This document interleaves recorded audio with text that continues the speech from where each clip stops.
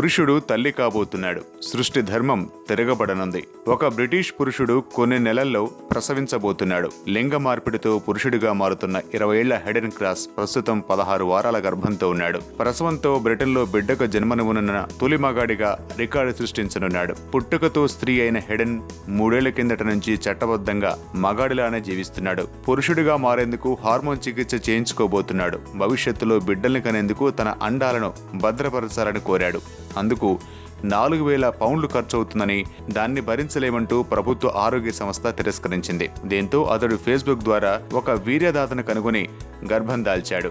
లింగ మార్పిడి పూర్తయ్యాక గర్భం సాధ్యం కాదు గనక అంతకుముందే బిడ్డను కనాలనుకున్నానని, తాను మంచి నాన్నను అవుతానని హెడెన్ అంటున్నాడు.